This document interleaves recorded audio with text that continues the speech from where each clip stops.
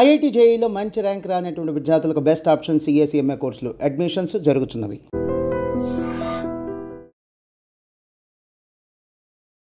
Hi hello welcome to I dream. నేను మీ కాజల్. ప్రస్తుతం మనతో పాటు మ్యూచువల్ ఫండ్ డిస్ట్రిబ్యూటర్ అలాగే ఏఐఎఫ్ డిస్ట్రిబ్యూటర్ బొనిగల సోల్మన్ గారు ఉన్నారు. ఆయనతో మాట్లాడతాం. నమస్తే సార్. నమస్తే అమ్మా. సో ఇప్పుడు ఫస్ట్ నేను అడిగే క్వశ్చన్ ఏంటంటే, ఒక సామాన్యులు ధనవంతులు అవ్వాలంటే ఏం చేయాలి, ఏం చేయొచ్చు, అండ్ సామాన్యులు ధనవంతులు అయ్యే ఛాన్సెస్ ఉన్నాయా అసలు? మంచి క్వశ్చన్ అడిగావమ్మా. మధ్యతరగతి ప్రజలు ధనవంతులు అవ్వాలన్నది నా కాన్సెప్ట్. మధ్యతరగతి ప్రజలు ఎప్పుడు ధనవంతులు అవుతారంటే కంపెనీస్లో ఓనర్స్ అవ్వాలి. కంపెనీస్లో ఓనర్స్ అంటే ఏమిటి? ఆ కంపెనీలో భాగస్వామ్యం తీసుకోవాలి. అంటే షేర్ రూపేనా స్టాక్ రూపేనా భాగస్వామ్యం తీసుకోవాలి. అప్పుడు మధ్యతరగతి ప్రజలు ధనవంతులు అవుతారు. అయితే మరి స్టాక్ మార్కెట్లో డబ్బులు పోతున్నాయి అని మనం నిత్యం చూస్తున్నాం. కొంతమంది సూసైడ్ చేసుకుంటున్నాం అని మనం చూస్తున్నాం. మరి ఏమిటి ఈ కాన్ఫ్లిక్ట్? స్టాక్ మార్కెట్లో డబ్బులు పోతున్నాయి, ప్రజలు ధనవంతులు అవ్వాలన్నది నా ఉద్దేశం. ఎట్లా? ఎలా? చాలామందికి ఒక ఇది ఉంది, అపోహ. చాలామందికి ఎందుకు, నాకు కూడా ఉంది నన్ను అడిగితే. ఇప్పుడు మీ being a middle class person stock market మీద పెడితే డబ్బులు వస్తాయా రావా? రావేమో బహుశా అన్న ఒక థాట్ ప్రాసెస్ తోటి పెట్టట్లేదు. సో దానికి మీరు ఏమంటారు? అదేనమ్మా, చాలామందికి ఉన్న అపో తొలగించాలని మన ఉద్దేశం. ఇప్పుడు స్టాక్ మార్కెట్ అంటే ఏంటి? మార్కెట్ అంటే జనరల్గా మనం కొన్ని వస్తువులు కొనుక్కుంటాం, లేదా సూపర్ మార్కెట్ అంటే అన్ని వస్తువులు దొరుకుతాయి. స్టాక్ మార్కెట్ అంటే ఏంటి? స్టాక్స్ దొరికే మార్కెట్. స్టాక్స్ అంటే ఏంటి? కంపెనీస్లో ఓనర్షిప్. ఇక్కడ వరకు క్లారిటీ ఉంది. అయితే స్టాక్ మార్కెట్లో ప్రజల్ని మనం ఏం చెప్తున్నాం అంటే, మన ఎపిసోడ్ ద్వారా ప్రజలు డబ్బు పోగొట్టుకోకూడదు. ఒక మధ్యతరగతి వ్యక్తికి, కుటుంబానికి ఒక 20 లక్షలు పోయినాయి అంటే అతని జీవితం, అతని తరం వెనకబడిపోతుంది. భార్య పిల్లలు రోడ్డున పడతారు. సో మన ఉద్దేశం ఏమిటంటే నష్టపోవద్దు, ప్రజలు మొత్తం డబ్బులు పోగొట్టుకోకూడదు. అందుకని మనం ఏం చెప్తున్నామంటే, మధ్యతరగతి ప్రజలకి ట్రేడింగ్ అని ఉంటుంది స్టాక్ మార్కెట్లో. ట్రేడింగ్ చేయొద్దు.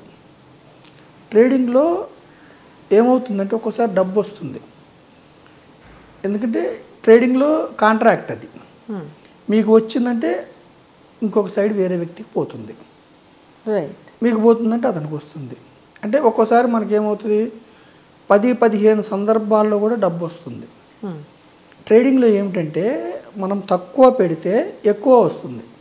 ఓకే. సో అందుకనే ఈజీ మనీ కోసం ఆకర్షించబడి ట్రేడింగ్ చేస్తారు. వ్యసనంలాగా అయిపోతుంది. అయితే ట్రేడింగ్లో ఏమిటంటే ఎన్ని ట్రేడ్లు మీరు సక్సెస్ అయినా మీరు పెంచుకుంటూ పోతే ట్రేడింగ్ డబ్బులు ఎక్కువ పెడుతూ పోతూ ఉంటే ఒక ట్రేడ్లో మొత్తం సంపాదించిందంతా పోయే అవకాశం ఉంది. సో ట్రేడింగ్కి హేతుబద్ధత లేదు. ట్రేడింగ్ పెద్ద పెద్ద వాళ్ళు చేయాల్సిందే. అంటే కంపెనీస్ హెడ్జింగ్ కోసం వాళ్ళ నష్టాలు తగ్గించుకోవడం చేయాల్సిందే ట్రేడింగ్. సో ట్రేడింగ్లో డబ్బు పోతుంది. రమ్మీ, ఆన్లైన్ గేమ్స్ ఇవన్నీ వద్దు షార్ట్ మనీ కోసం. మనం ఏం చెప్తున్నాం? ట్రేడింగ్ వద్దు, సేవింగ్స్ కూడా వద్దు అంటున్నాం. సేవింగ్స్ అంటే ఇక్కడ ఏమిటంటే బ్యాంకులో పెట్టేదాన్ని సేవింగ్స్ అంటారు. బ్యాంకులో మీరు తక్కువ వడ్డీ వస్తుంది, ఎఫ్డి కానీ ఆర్డీ కానీ. సేవింగ్స్ కూడా వద్దు, ఇన్వెస్ట్మెంట్ చేయమంటున్నాం. ఇక్కడ వరకు క్లారిటీ ఉంది ప్రజలకి. ఇన్వెస్ట్మెంట్ ఎక్కడ చేయమంటున్నాం? డైరెక్ట్ స్టాక్స్ కొనుక్కోవచ్చు. అయితే డైరెక్ట్ స్టాక్స్ కూడా వద్దు. ఓకేనా? డైరెక్ట్ స్టాక్స్ కూడా వద్దు. డైరెక్ట్ స్టాక్స్ కూడా వద్దు. ఎందుకు వద్దు అంటున్నామంటే, జనాలు ఏం చేస్తారంటే డైరెక్ట్గా స్టాక్స్ కొనుక్కున్నప్పుడు ఫస్ట్ 500 కంపెనీస్లో తీసుకోకుండా 501 నుంచి 4000 కంపెనీస్ మధ్యలో చిన్న స్టాక్స్ కొనుక్కుంటారు. ఎందుకంటే ఆశ, తొందరగా ధనవంతులు అవ్వాలనే ఆశ. చిన్న కంపెనీస్లో కొనుక్కుంటే పెన్నీ స్టాక్స్ అంటారు. అంటే 4000 కంపెనీ, 3500 రూపాయి, ₹2 కూడా స్టాక్స్ దొరుకుతాయి. ఇక్కడ ఏమవుతుందంటే అమ్మా, అవి జీరో అయ్యే అవకాశం కూడా ఉంటుంది. ఒక్కొక్కసారి పెరిగితే విపరీతంగా పెరుగుతుంది, లేకపోతే జీరో అయ్యే అవకాశం కూడా ఉంటుంది.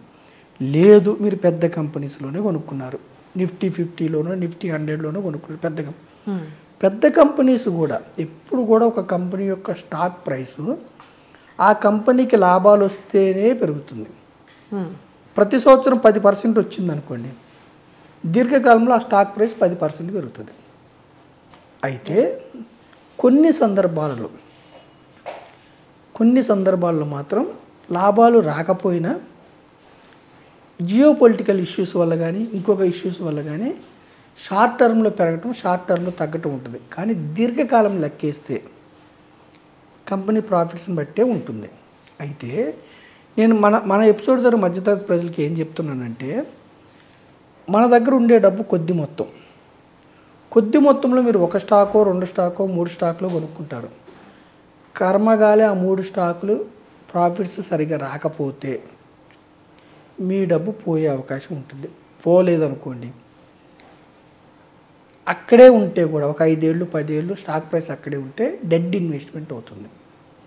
ఇప్పుడు మీకు నేనేం చెప్తున్నానంటమ్మా, మీ ద్వారా ప్రజలకి మన ఎపిసోడ్ చూసే ఎవరికైనా మార్కెట్ అంటే ఏమిటంటే, స్టాక్ మార్కెట్ అంటే నిఫ్టీ 50 అంటే ఏంటి, top most 50 companies in India. Sensex అంటే ఏమిటి, top 30 companies in Bombay stock exchange. Nifty అంటే ఎన్ఎస్సిలో. నిఫ్టీ 100 అంటే top most 100 companies. Nifty 250 companies, లేదంటే Nifty 101 to 250 companies Nifty mid cap అంటారు.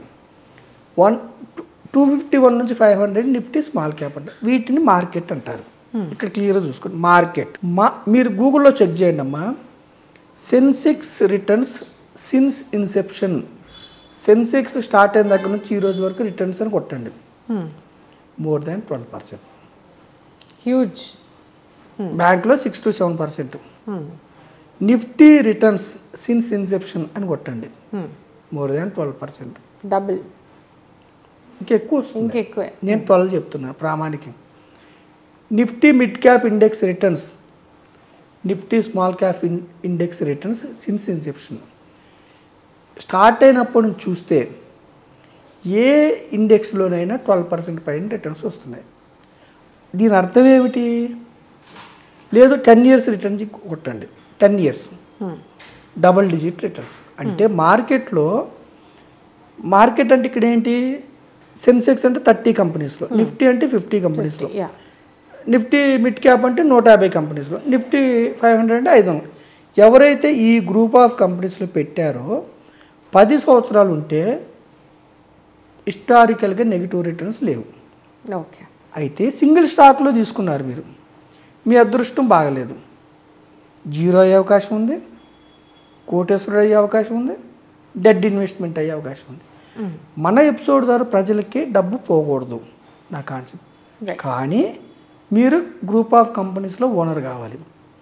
ఎందుకు కావాలి, మీకోసం ఈ కంపెనీస్ పనిచేయాలి. మీ డబ్బు, మీరు నిద్రపోవాలి ఇంట్లో, కానీ మీ డబ్బు మీకోసం పనిచేయాలి. అప్పుడు ఏం చేయాలంటే మార్కెట్లో రావాలి. డైరెక్ట్ స్టాక్స్లో కంటే కూడా మార్కెట్లో పెట్టండి, బ్రాడర్ మార్కెట్లో. గతంలో మీకు ఎవరైతే 10 సంవత్సరాలు ఉన్నారో నెగిటివ్ రిటర్న్స్ లేవు. ఇక్కడ మీరు అర్థం చేసుకోవాల్సింది ఏమిటంటే, 1 year కోసం పెట్టారు, నెగిటివ్ రిటర్న్స్ ఉంటాయి. 2 years కోసం పెట్టారు, ఉంటాయి. 3 years కోసం పెట్టారు, 5 years కోసం పెట్టారు అనుకోండి అమ్మా, తగ్గిపోతాయి. అంటే ప్రాబబిలిటీ ఆఫ్ నెగిటివ్ రిటర్న్స్ ఒక 90% పాజిటివే ఉంటుంది, ఒక 10% మాత్రం నెగిటివ్ రిటర్న్ నుంచి. అదే 10 years ఉంటే ప్రాబబిలిటీ మీకు 0 అయిపోతుంది, గత చరిత్ర. అయితే ఫ్యూచర్ కూడా ఎలా ఉంటుందని ప్రిడిక్షన్ చేయొచ్చా, చెయ్యకూడదు. కానీ మన దేశం యొక్క ఎకానమీ, మ్యాక్రో ఎకనామిక్స్, ఎంప్లాయ్మెంట్ కానీ, జీడిపి కానీ, ఇన్ఫ్లేషన్ అదుపులో ఉండటం కానీ, గవర్నమెంట్ స్పెండింగ్ కానీ, ఇన్ఫ్రా మీద కానీ, ఇంకోటి కానీ మన ఎకానమీ ముందుకెళ్తుంది. సో ఎవరైతే మధ్యతరగతి ప్రజలు ఉన్నారో నెక్స్ట్ 20 years హ్యూజ్ మన మార్కెట్ హ్యూజ్ రిటర్న్స్ ఇవ్వబోతుంది. బ్యాంక్స్లో మీకేం రాదు. రియల్ ఎస్టేట్లో మీరు ఇన్వెస్ట్ చేయాలంటే పెద్ద మొత్తంలో డబ్బు కావాలి. సో మీకోసం ప్యాసివ్ ఇన్కమ్ కావాలంటే మార్కెట్లో ఇన్వెస్ట్ చేయండి. మార్కెట్ అనుకుని ట్రేడింగ్ చేస్తే డబ్బు పోతుంది. ట్రేడింగ్ చేయొద్దు, ఇంట్రాడే చేయొద్దు. మార్కెట్లో డబ్బు వస్తుంది కదా, స్టాక్స్ కొనుక్కుంటే రావచ్చు, రాకపోవచ్చు. కానీ మార్కెట్ ఇండెక్స్ ఫండ్స్, ఈటీఎఫ్లు, అది కూడా డైవర్సిఫైడ్, ఒక సెక్టార్ చెప్పట్లేదు. ఒకే సెక్టార్లో కొంటే రిస్క్ ఉంటుంది. డైవర్సిఫైడ్ అంటే 15 సెక్టార్లు. లేదా యాక్టివ్ మ్యూచువల్ ఫండ్స్లో మీరు కొనుక్కుంటే, డైవర్సిఫైడ్ యాక్టివ్ మ్యూచువల్ ఫండ్స్లో మీరు ఇన్వెస్ట్ చేస్తే దీర్ఘకాలంలో మోర్ దాన్ 10 years ఉంటే ఒక ఆర్డినరీ పర్సన్, సామాన్యమైన వ్యక్తి ధనవంతులు అవడానికి మిక్కిలి అవకాశం ఉంది మార్కెట్లో. మార్కెట్ అంటే అర్థం తెలుసుకున్నారు, ఓకేనమ్మా. ఇండెక్స్ల ద్వారా పెట్టినా మీరు కంపెనీస్లో ఓనర్సే, పార్ట్ ఓనర్స్.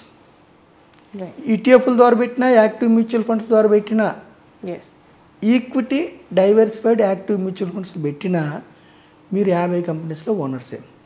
లాస్ట్ అండ్ ఫైనల్గా అమ్మా కాజల్, అయితే మరి ఇండెక్స్ సెన్సెక్స్ 30 కంపెనీస్ ఉన్నాయి.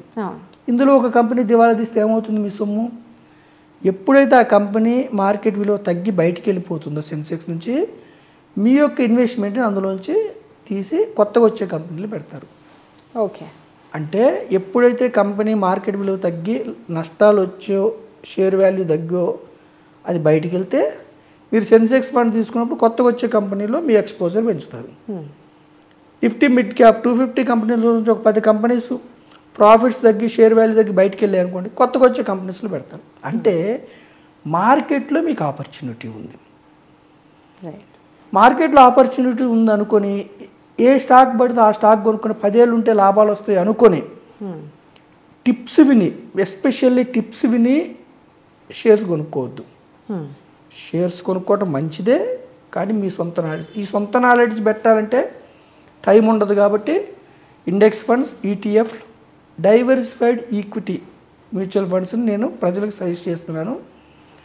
Over a long period compounding వల్ల 12% అంటే వెరీ గుడ్ రిటర్న్స్ వస్తాయి. మనం టైం సమస్య కాబట్టి ఎంత వస్తాయి ఏమిటనేది నేను క్యాల్కులేషన్ అయితే చెప్పట్లేదు. సో మన ఎపిసోడ్ ద్వారా ప్రజలకి ఏం చెప్తుందంటే, స్టాక్ మార్కెట్ అనేది మీకు ప్యాసివ్ ఇన్కమ్. మీరు ఇంట్లో ఉన్న కంపెనీస్లో ఓనర్షిప్ తీసుకుంటారు. ఒక చిన్న వాచ్మెన్, ఒక చిన్న కూలీ, ఒక చిన్న ఆటో డ్రైవర్, ఎవరైనా సరే మీరు పెద్ద కంపెనీస్లో ఓనర్స్ అవ్వచ్చు. అది స్టాక్ మార్కెట్ ద్వారా ఈక్వల్ ఆపర్చునిటీస్. ఈ అవకాశాన్ని వినియోగించుకొని దీర్ఘకాలంలో ధనవంతులుగా అమ్మని, షార్ట్ పీరియడ్లో కాదు, దీర్ఘకాలం ధనవంతులుగా అమ్మని మీ ద్వారా నేను ప్రజలకు తెలియజేస్తున్నాను. Thank you so much sir. చక్కటి ఇన్ఫర్మేషన్ ఇచ్చారు. దట్ మధ్య తరగతుల people who are like middle class people కూడా ఒక 10 years కొంచెం వెయిట్ చేస్తే, పేషెన్స్గా వెయిట్ చేస్తే వాళ్ళు కూడా ధనవంతులు అవ్వచ్చు అనే, ఎలా అవ్వాలి అనేది చక్కగా మన వ్యూవర్స్ అందరికీ వివరించారు.